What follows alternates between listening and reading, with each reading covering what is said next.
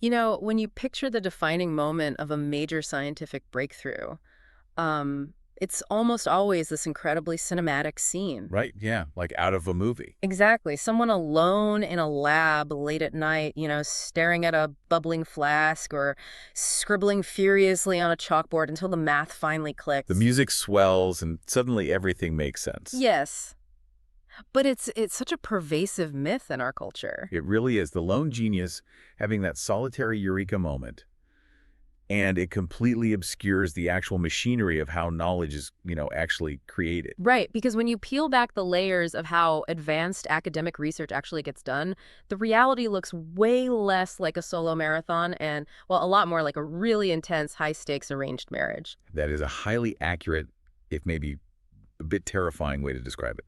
An arranged marriage where both parties are under immense pressure to produce, Yep. and neither one necessarily knows how to communicate with the other. Which perfectly sets up what we're talking about today.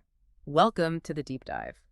Today, you and I are exploring one of the most complex, influential, and frankly stressful professional relationships in the world, which is the dynamic between a doctoral student and their academic advisor. It's such a crucial topic. It really is. Our mission today is to unpack why this specific relationship is so often the ultimate deciding factor in the success or failure of a PhD, and, how to navigate the intimidation and the mismatched expectations that inevitably pop up. And we are pulling from two fascinatingly different sources today to get to the bottom of this.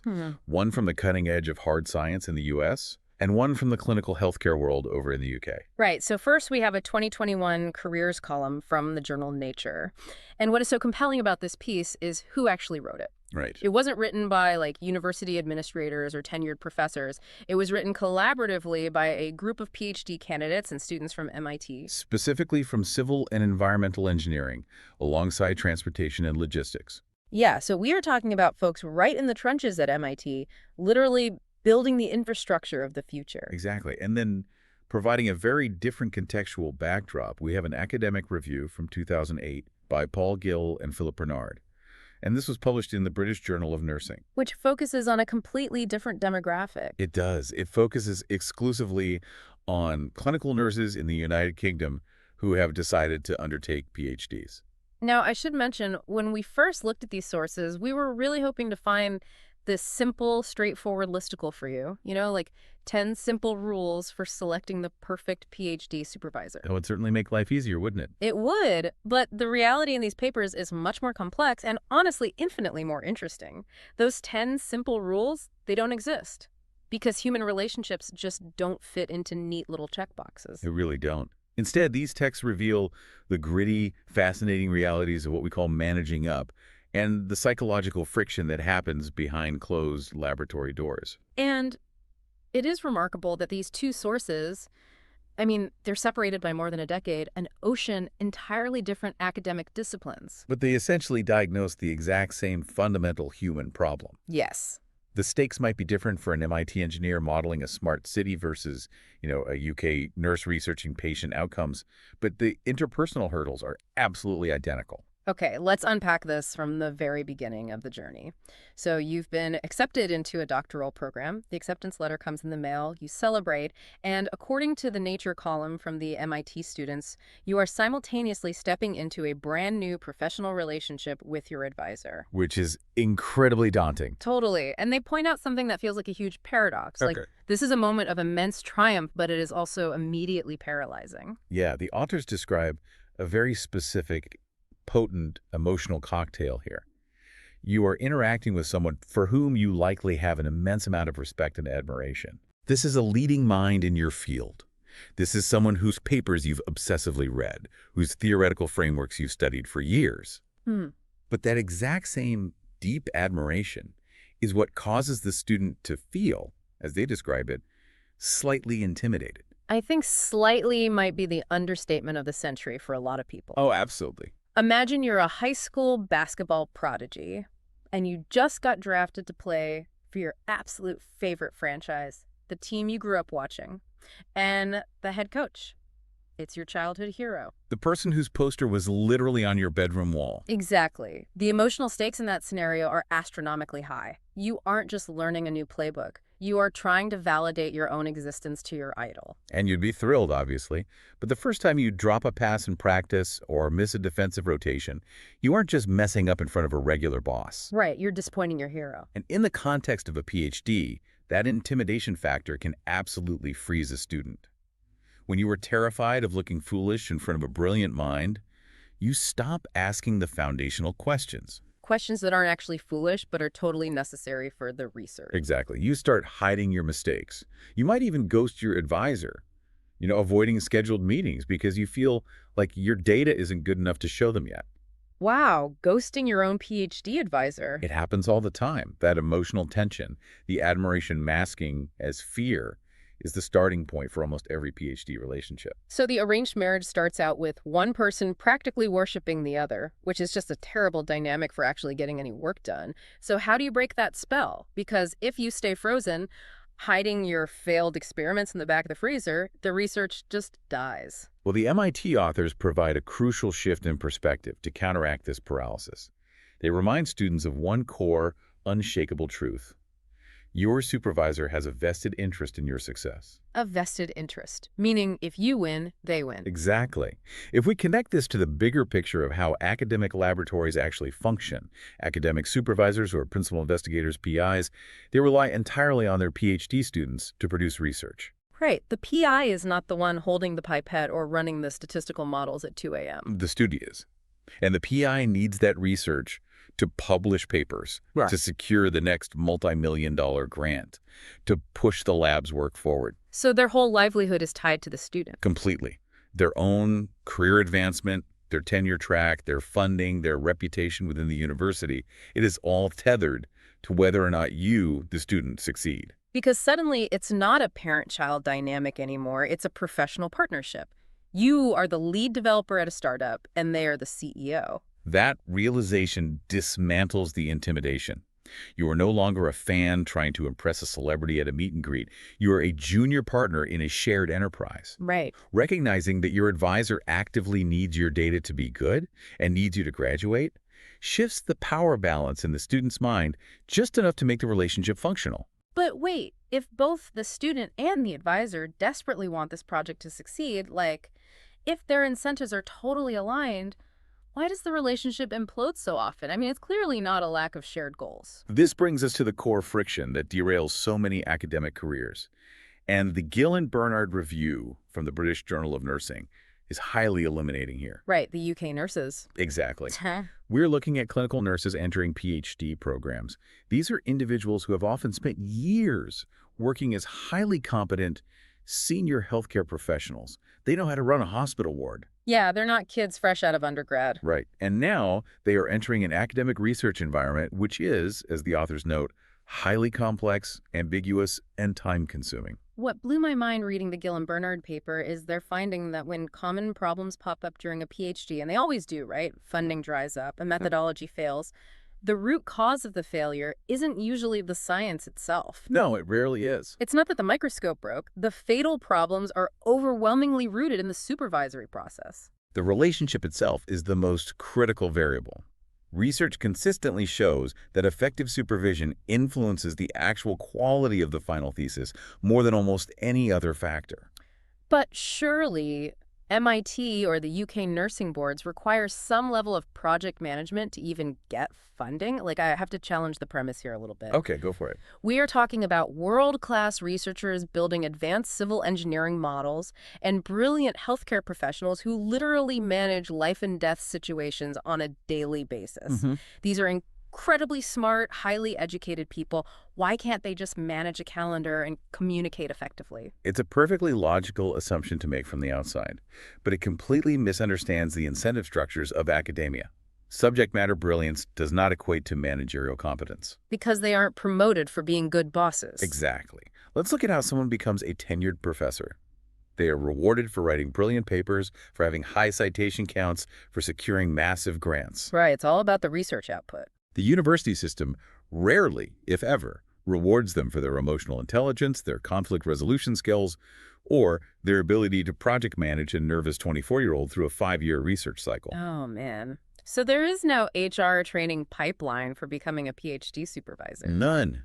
You are a genius at theoretical physics, and suddenly you are handed a team of 10 anxious graduate students and basically told to run a small business. So you have two incredibly smart people who are basically speaking completely different languages, just trapped in an office together. Gill and Bernard explicitly highlight this expectation gap. Students and supervisors often enter the relationship with completely divergent assumptions about how the work should be done. Let's ground this in reality for a second. The UK nurses are a perfect example of this gap. A senior nurse entering a PhD is coming from a hospital environment. Right, a highly structured environment. Exactly. Hospitals run on rigid clinical structures, clear protocols, and immediate feedback. You do X, patient Y gets better. But then they step into an academic research environment where the supervisor expects them to embrace deep ambiguity. To basically wander in the intellectual wilderness for a year before even finding a thesis topic. Right. The mismatch in how they think the work should be done is just profound. The nurse expects the advisor to be a mentor who checks in weekly and provides a clear roadmap. And the advisor, who perhaps thrived on independence during their own PhD, expects the student to be entirely self-sufficient. Yeah, they just expect the student to only knock on their door when they have a final draft of a chapter ready. Going back to our arranged marriage metaphor, it's like moving in together without ever discussing finances or household chores. Oh, that's a recipe for disaster. Exactly. One person thinks you're splitting the cooking down the middle, and the other person thinks you're eating out every night. And if they don't realize they have those mismatched expectations, it just festers. The resentment builds so quickly. The student thinks the advisor is aloof, uncaring, maybe abandoning them, and the advisor thinks the student is needy, lacks intellectual initiative, requires too much hand-holding. And the tragic part is, neither of them is intentionally trying to sabotage the other. No. They are just operating on completely uncommunicated assumptions. Which is exactly how a PhD falls apart. The scientific data might be flawless, but if the communication bridge collapses, the thesis never gets written. Exactly. So we've mapped out the two massive threats to this arranged marriage. First, you have the emotional threat of intimidation, where the student is too paralyzed to act. Right. And second, you have the practical threat of this massive expectation gap, where two smart people are operating on totally different wavelengths. Which leaves the obvious question, what is the actual mechanism for fixing this? Well, here is where the solution offered by both of our sources introduces a massive paradigm shift. It requires the student to adopt a strategy that might feel deeply uncomfortable in a traditional academic hierarchy. The art of managing up. Managing up. You know, that's one of those terms that gets thrown around in corporate seminars all the time. But in the context of academia, where the hierarchy is so rigid, managing up feels almost taboo. It does. I mean, your advisor literally holds the keys to your entire future career, your funding, your recommendation letters, your thesis approval. Managing up in that scenario feels like a survival strategy. It absolutely is a survival strategy. And this is why the origins of that Nature article are so significant. Mm-hmm. This wasn't a group of old school tenured professors dispensing wisdom from on high about how students should behave. Right. It was a coalition of MIT PhD students. It's a grassroots movement. It's a generation of students looking around the lab and realizing, hey, if we just sit here waiting for our brilliant but maybe socially awkward advisors to figure out how to manage us perfectly, we're going to drown. Yeah. We have to control this dynamic ourselves. The traditional power dynamic of education conditions students to be passive. You sit in a lecture hall, you wait for the syllabus, you wait for instructions, and you wait for a grade. Managing up completely flips that script. It demands intense proactivity from the student. And the MIT students outline exactly what that looks like in practice. They write that students must deliberately, quote, set the right tone and communication style when they meet with their advisors. Setting the tone. That is an active, assertive choice. It is. I want to frame this for anyone listening who has a boss, a manager, or a board of directors they report to. We know the corporate concept of managing up, but how often do you actually execute it? Right. How often do you walk into your boss's office and actively dictate the structure of the meeting? Versus just walking in and absorbing whatever chaotic energy or mood they happen to bring into the room that day. Human nature is to defer to power. Most people simply react to the person who signs their paycheck. But these MIT engineers are saying, no, you cannot afford to react. You have to bring the structure. You are the project manager of your own degree. And this links seamlessly back to the Gill and Bernard paper about the UK nurses. They emphasize that an effective working relationship requires a clear understanding of what each party can and should reasonably expect from supervision. Right. You cannot reach a clear understanding if one person is quietly hoping the other person possesses telepathy. So what does managing up actually look like on a random Tuesday in a biology lab? It means you don't walk into the PI's office and say, what should I do next? No, definitely not. It means you walk in with a printed agenda.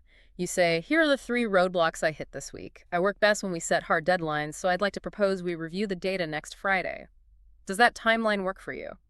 You are building the communication bridge yourself. Managing up is not about manipulating your advisor. It's not about being insubordinate or bossy either. No, it's just about being organized. It's about bridging the expectation gap by doing the managerial labor that your advisor might not be equipped or even have the time to do. You are essentially playing the role of the marriage counselor in your own arranged marriage. You are forcing the uncomfortable conversations about boundaries and needs. Exactly. Like, do you prefer updates via email or in person?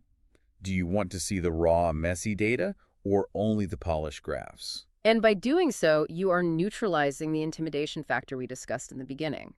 It is incredibly difficult to be paralyzed by fear of your childhood hero when you are the one holding the clipboard, running the meeting, and tracking the deliverables. You've demystified them.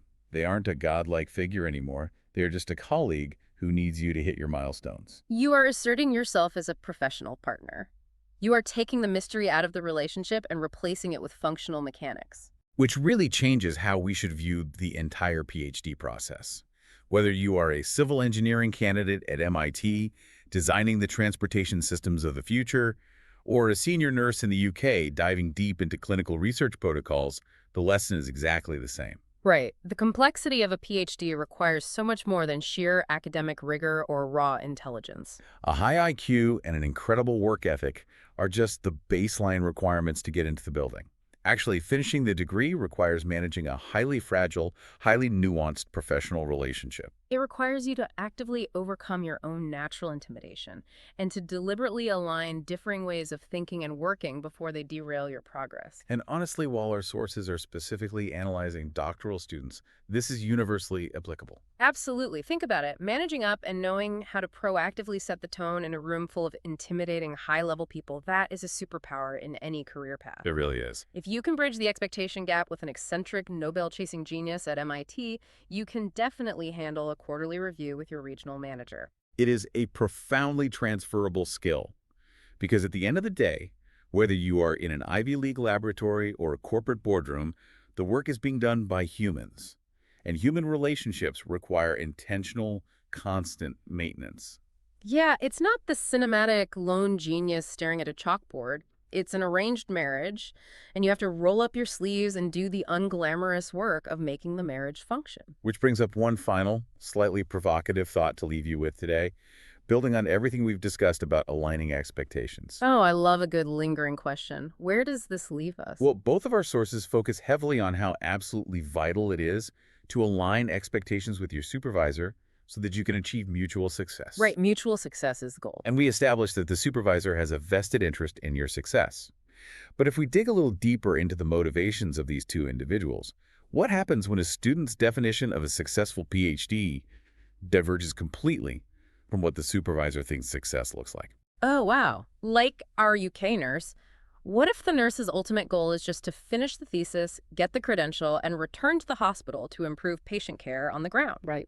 But the supervisor sees this brilliant student and wants to mold them into a tenure-track academic star. Precisely. The supervisor might push them to spend 2 more years grinding out extra data to secure a publication in a top-tier journal because that benefits the lab. But the student just wants to cross the finish line and get back to the clinic. The communication can be perfect, but the goalposts themselves are fundamentally at odds. The vested interest is there, but the definition of the prize is entirely different. So the ultimate question becomes, when those visions diverge, who really gets to decide what the finish line actually is? That is a heavy one to chew on. Who owns the finish line of your work? It completely reframes the power dynamic all over again. Well, thank you for going on this deep dive with us today. We'll leave you to ponder that one, and we'll catch you next time.